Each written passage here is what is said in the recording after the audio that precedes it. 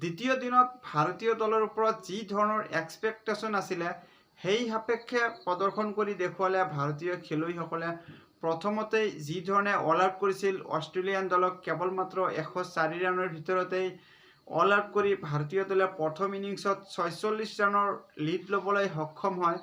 এটা সময়ত অষ্ট্ৰেলিয়ান দলৰ যি 100তকৈ কম ৰানত আউট হোৱাৰ যি এটা সম্ভাৱনা আছিল সেই সম্ভাৱনাত কোনো মৰ্মে মিচেল ষ্টাৰ্কে ভাল বেটিং কৰাৰ কাৰণে 100 ৰানৰ স্ক'ৰ পাৰ কৰিবলৈ সক্ষম হয়, নহ'লে নিজৰ ঘৰুৱা পিটছত সেই লজ্জাৰ সন্মুখীন হ'বলগীয়া হ'লহেঁতেন অষ্ট্ৰেলিয়ান দলে। আৰু ইয়াৰ মূলতেই অধিনায়ক যশপ্ৰীত বুমৰাহে যি ধৰণে লিডিং কৰিছিল আৰু প্ৰথমতেই উইকেট লৈ নিজৰ ফাইভাৰ ল'বলৈ সক্ষম হৈছিল আজি যশপ্ৰীত বুমৰাহে। আৰু বুমৰাহে যি ধৰণে প্ৰেছাৰ ক্ৰিয়েট কৰি বলিং কৰিছিল সেয়া প্ৰশংসনীয় আছিলে। বুমৰাৰ লগতে হৰ্ষিত ৰাণাও ভাল সহযোগ আগবঢ়াইছিল বুমৰাক, আৰু ডেবু মেচতে 3টা উইকেট লৈ হৰ্ষিত ৰাণাই নিজৰ কলা আৰু কৌশল পুনৰ এবাৰ দেখুৱাই দিলে।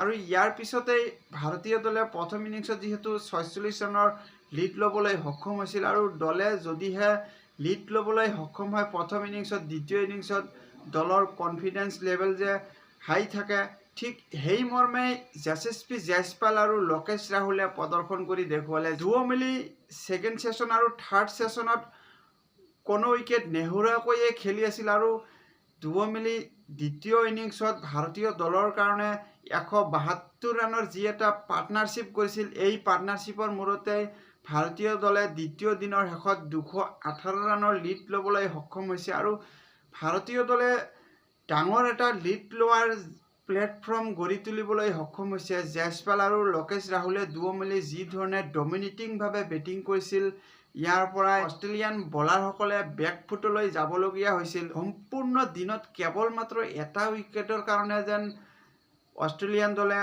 ধৰফৰাই আছিলে, আৰু সম্পূৰ্ণ দিনত এটা উইকেট ল'ব নোৱাৰি যি ধৰণৰ হতাশা দেখা গৈছিল। বিশেষকৈ মিচেল ষ্টাৰ্কে যশস্বী জয়সৱালক আউট কৰাৰ বহু প্ৰয়াস কৰিছিল, কিন্তু জয়সৱাল নিজৰ যি একাগ্ৰতা বা মনোযোগ সেই মনোযোগ ভংগ কৰা নাছিলে, আৰু ইয়াৰ পৰাই মিচেল ষ্টাৰ্কে মূৰে কপালে হাত দিবলগীয়া হৈছিল। জয়সৱালে দিনৰ শেষলৈকে 90 ৰানত অপৰাজিত হৈ আছে, আৰু আনফালে লোকেশ ৰাহুলেও ভাল সহযোগ আগবঢ়াইছে আৰু 62 ৰানত অপৰাজিত হৈ আছে।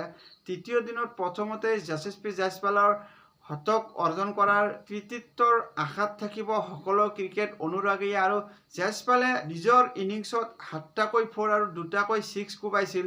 এই ইনিংছৰ জৰিয়তে জয়সৱালে এটা নতুন অভিলেখ সৃষ্টি কৰিবলৈ সক্ষম হয়। টেষ্ট ইতিহাসত যশস্বী জয়সৱালে এটা কেলেণ্ডাৰ ইয়াৰত সৰ্বাধিক 6 কোবোৱা বেটাৰ হিচাপে পৰিগণিত হয়। জয়সৱালে 2024 বৰ্ষত 34টাকৈ 6 কোবাই এই অভিলেখ গঢ়িবলৈ সক্ষম হয়, আৰু সুদীৰ্ঘ 10 বছৰৰ ৰেকৰ্ড ভংগ কৰে। 2014 চনত ব্ৰেণ্ডন মেকলুমে 33টাকৈ 6 কোবাই যি ৰেকৰ্ড গঢ়িছিল, সেই ৰেকৰ্ড যশস্বী জয়সৱালে আজিৰ দিনত ভংগ কৰিলে। এয়া এক ভাৰতীয় দলৰ কাৰণে ভাল খবৰ। দ্বিতীয় দিনৰ খেল চাই এনে লাগিছিল যেন প্ৰথম দিনাখন পিটছ একেবাৰে বাউন্স বেছিকৈ হৈছিলে বা বেটিং কৰা খুব কঠিন আছিল, কিন্তু ভাৰতীয় দলে ছেকেণ্ড ইনিংছত যেতিয়াৰে পৰা বেটিং কৰি আহিছে এনে লাগিছিল যেন পিটছ ফ্লেট হৈ গৈছে। কিন্তু এনেও নহয়, যদিহে এটা বা দুটা পাৰ্টনাৰশ্বিপ ভংগ হয় তেনেহ'লে ওপৰ-জুপুৰি 4-5টা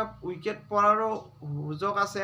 তেনে ক্ষেত্ৰত ভাৰতীয় দলে যদিহে প্লানিং অনুযায়ী নিজৰ স্ক'ৰ আগুৱাই লৈ যায় তেনেহ'লে অষ্ট্ৰেলিয়ান দলে দ্বিতীয় ইনিংছত যে বিপদৰ সন্মুখীন হ'ব সেয়া নিশ্চিত। আশা কৰিম আমি ভাৰতীয় দলে তৃতীয় দিনতো ডমিনেটিংভাৱে প্ৰদৰ্শন কৰি অষ্ট্ৰেলিয়ান দলক আৰু মেচৰ পৰা বহুদূৰ পিছুৱাই পঠিয়াই দিয়ক, তাৰে কামনা কৰি আজিলৈ ইয়াতে সামৰিলোঁ। ভিডিঅ'খন চাই ভাল পালে লাইক আৰু ছাবস্ক্ৰাইব কৰিব, আৰু লগতে কমেণ্ট কৰিবলৈও নাপাহৰিব। পুনৰ এবাৰ তৃতীয় দিনৰ মেটচ প্ৰিভিউ লৈ উপস্থিত হ'ম। ধন্যবাদ।